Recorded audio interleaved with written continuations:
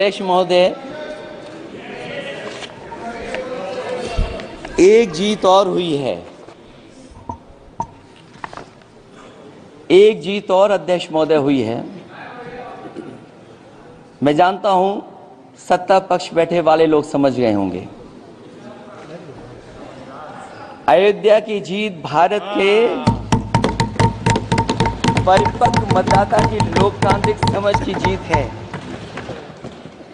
और हम तो अध्यक्ष महोदय यही सुनते आए हैं, होए वही जो राम रची राखा।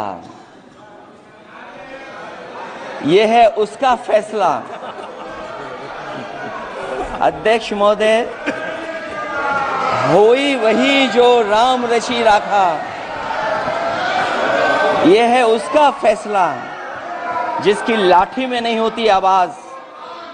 जो करते थे किसी को लाने का दावा, वो हैं खुद किसी के सहारे के लाचार।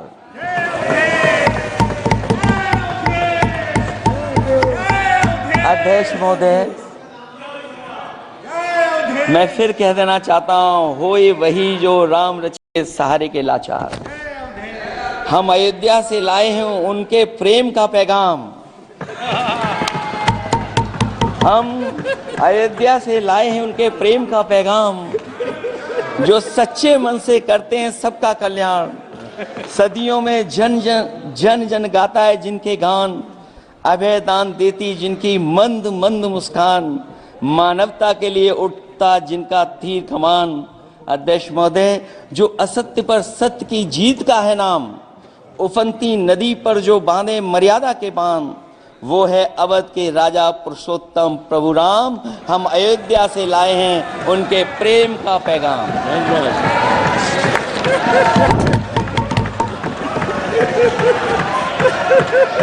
अध्यक्ष महोदय,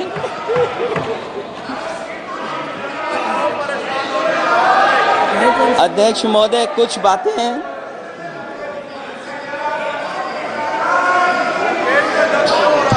अध्यक्ष महोदय कुछ बातें समय और काल से परे होती हैं।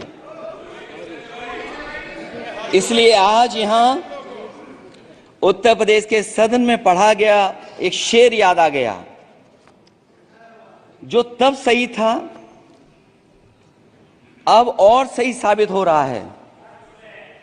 इजाजत हो अध्यक्ष जी तो मैं अर्ज करूं। हजूरे आला आज तक खामोश बैठे इसी गम में। हजूरे आला आज तक खामोश बैठे हैं इसी गम में, महफिल लूट ले गया कोई जबकि सजाई हमने। योगी जी के लिए, योगी जी के लिए। हेलो दोस्तों, वीडियो की शुरुआत में आप लोग को समझ में आया होगा कि वीडियो आज किस चीज़ के बारे में है। जी हाँ दोस्तों, अभी क्रिकेट से भी ज़्यादा रोमांच अभी हम लोग को संसद में मिल रहा है, क्योंकि इतने सालों के बाद, न जाने 10 सालों के बाद संसद में इस तरीके के डिबेट देखने को मिल रहा है।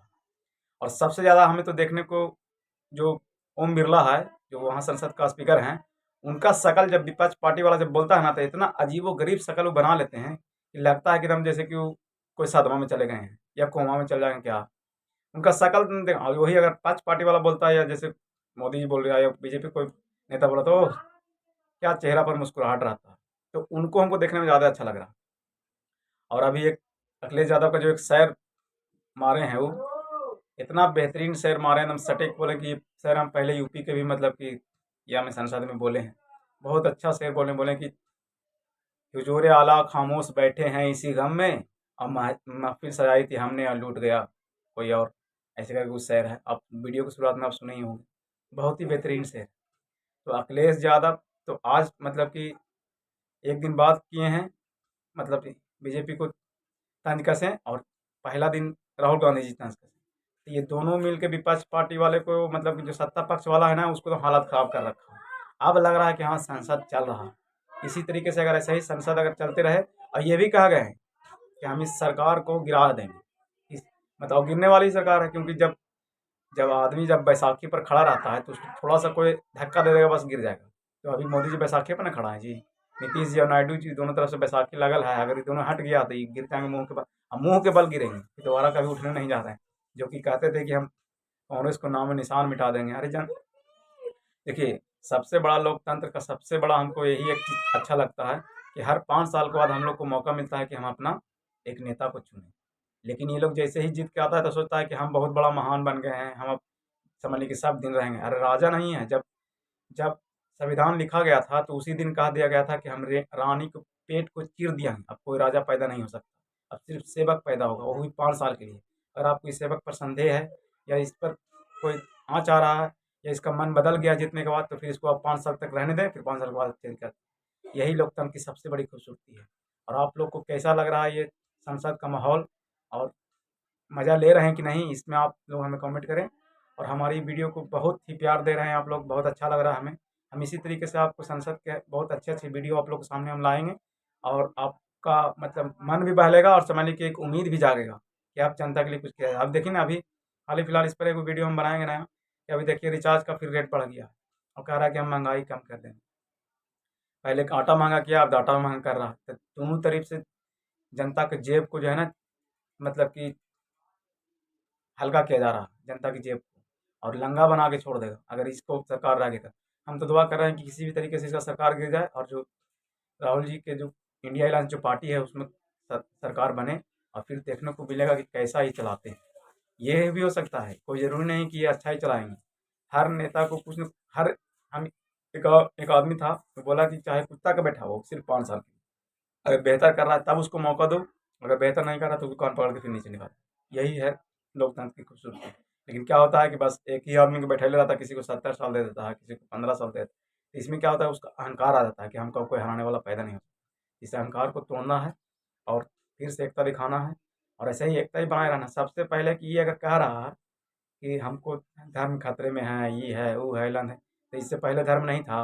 ये तो अभी अभी बीजेपी तो 1980 में बना, और ये अभी सत्ता में 2014 में आया, तो इससे पहले का धर्म नहीं था। तो ये सब बेवकूफ़ बना रहा है। बेवकूफ़ हम लोग को अब नहीं बनना।